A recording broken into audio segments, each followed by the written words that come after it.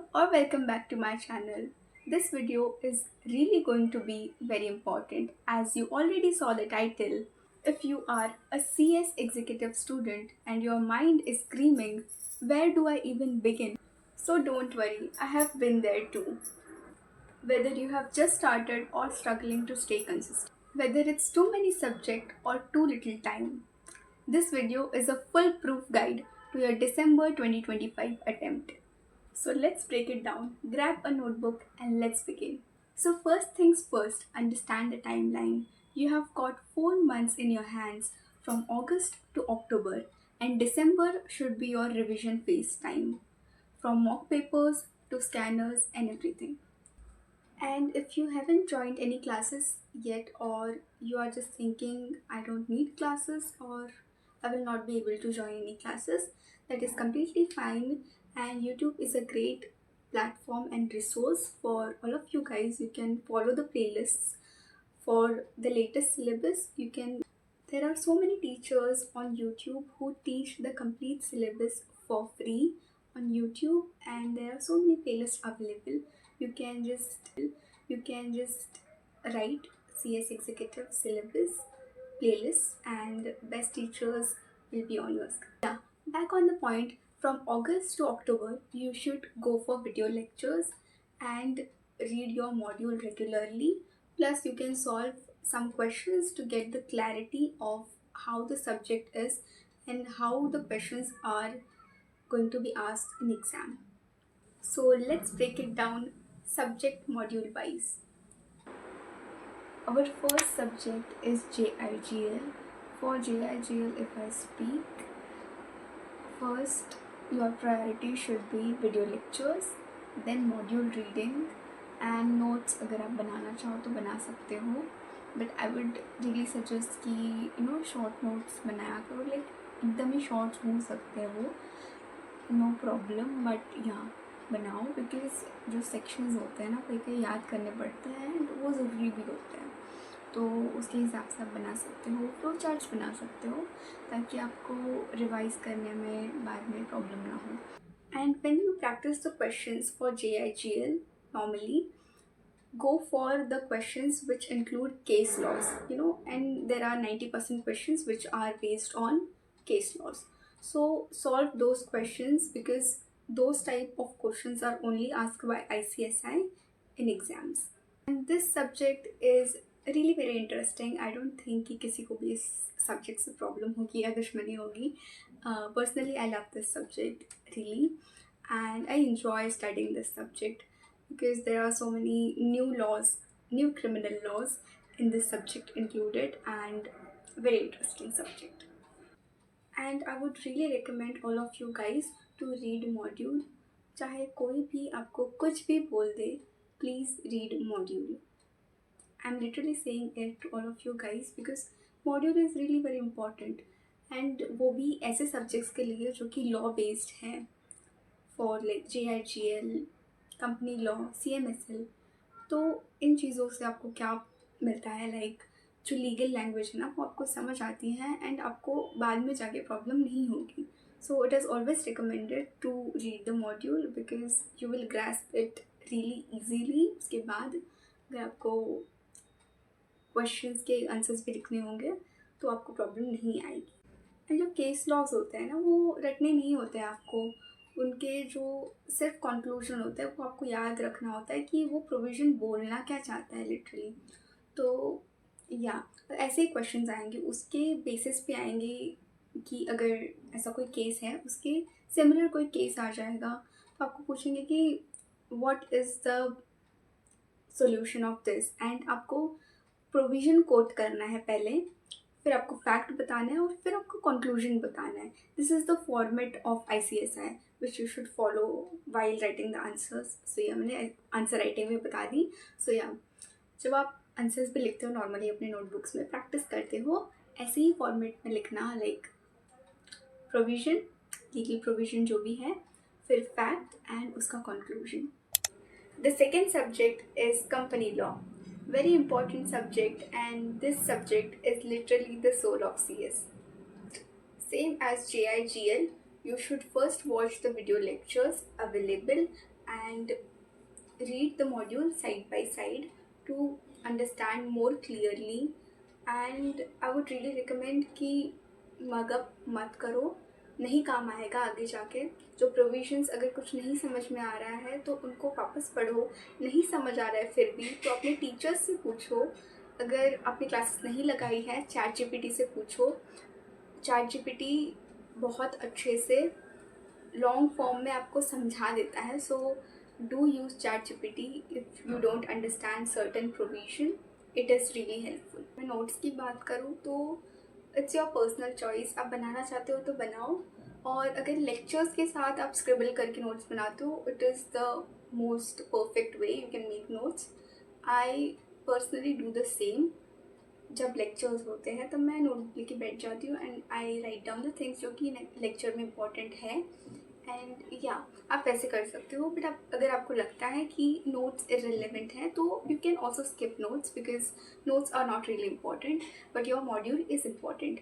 तो मॉड्यूल के अंदर आप proper underlining and sticky notes apply करके उसमें आपके हिसाब से आपके लैंग्वेज में आप प्रोविजंस को सिंप्लीफाई कर सकते हो ताकि आपको अच्छे से समझ आए। एंड अगर नोट्स नहीं बनाना है तो डेफिनेटली मत बनाओ, but do follow the flow chart thing. एक अगर आपका चैप्टर सपोज कंप्लीट होता है उसके बाद sit for 20 to 30 minutes and module लेके बैठो चाहे, और 2 पेज लो ब्लैंक, उसमें फ्लो चार्ट फॉर्म में लिखो कि आपने क्या क्या पढ़ा है। जैसे सपोज़ अगर मैंने चैप्टर कंप्लीट कर लिया है memorandum of association and AOA, ठीक है, तो मैंने लिया अपना नोटबुक या फिर कोई blank page with module on side, मैंने स्क्रिबलिंग करना चालू कर दिया अच्छे फॉर्मेट में थोड़े से, ताकि मुझे बाद में जाके भी वो हेल्पफुल हो। स्क्रिबलिंग करना चालू कर दिया पूरा फ्लो चार्ट बना के, ताकि वो हमें मेमोराइज भी हो जाए और बाद में भी हेल्पफुल हो। तो या you can really do that. अपनी लॉ ये सब्जेक्ट काफ़ी ज़्यादा वास्ट है तो इसमें डेली रिविजन की ज़रूरत होती है। So you can definitely do it on alternative basis.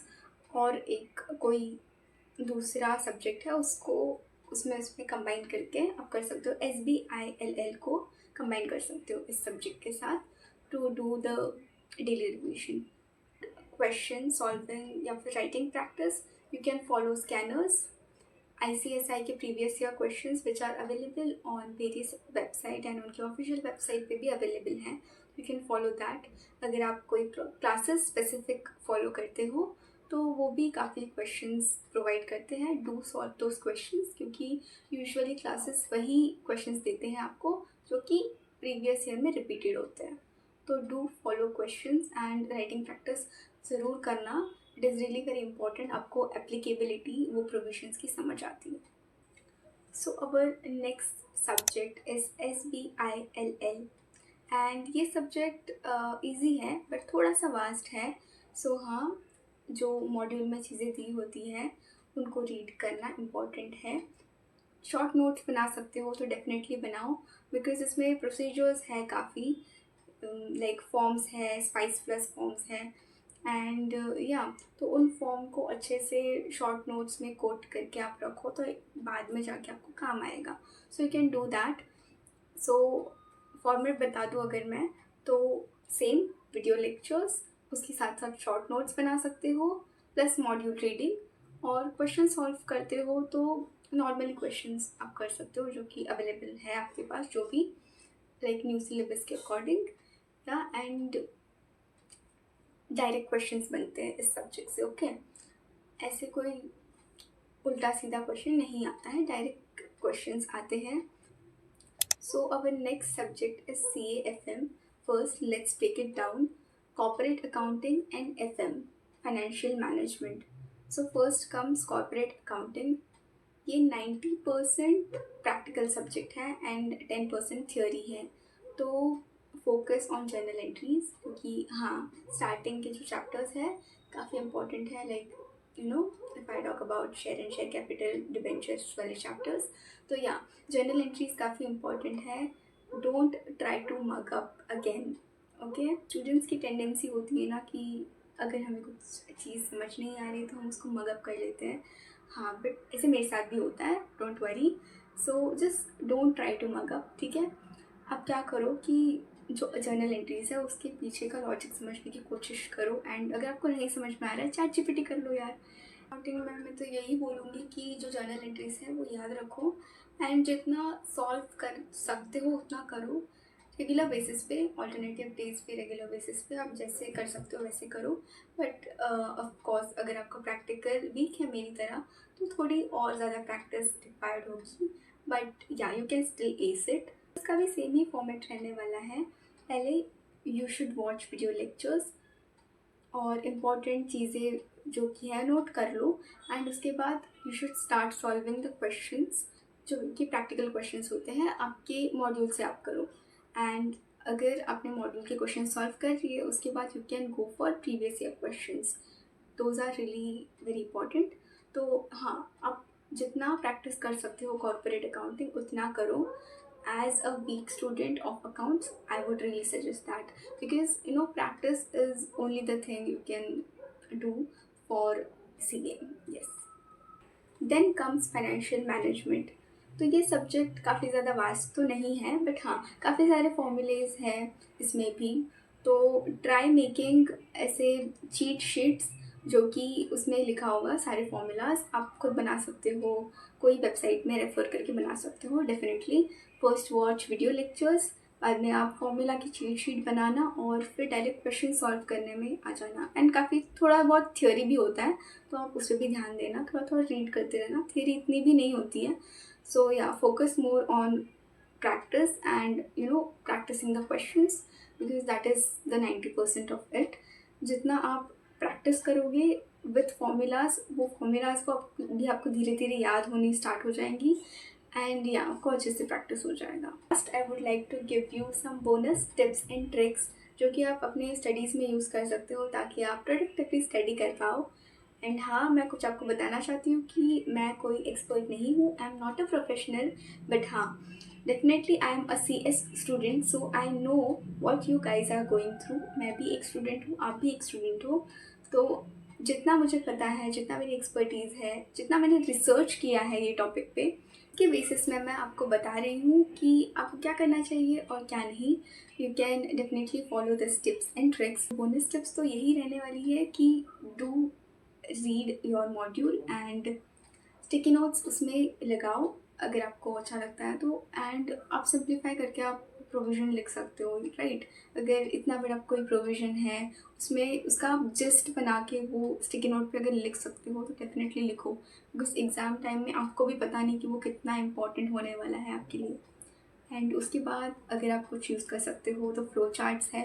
Flow charts बहुत ज़्यादा हेल्पफुल हो सकते हैं, बिकॉज़ मुझे लगता है कि 1 घंटे में, मैक्सिमम 1 घंटे में बन सकता है एक चैप्टर का फ्लो चार्ट, एंड वो इतना इम्पॉर्टेंट होगा कि बस उसकी कोई हद नहीं है।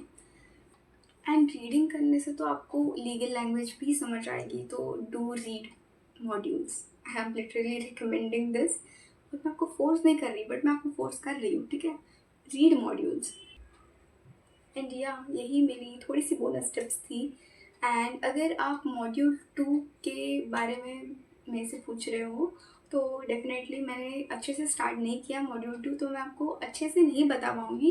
बट हाँ, if you want you can comment on this video, I will definitely research on that topic and मैं उसके ऊपर वीडियो ज़रूर बनाऊंगी। यू कैन कमेंट डाउन कि आपको अगर मॉड्यूल 2 के ऊपर फुल प्रूफ स्टडी गाइड चाहिए तो I will make a video on that. And yeah as a CS executive student हमें कभी कभी बहुत ज़्यादा प्रेशर्ड फील होता है कि हमने ये चीज़ अच्छे से नहीं की, हमने मॉडल रीडिंग अच्छे से नहीं की, या फिर हमें खुद में कभी कभी ऐसे फील होता है। But it is okay to feel that way, you are a human, you are not a AI।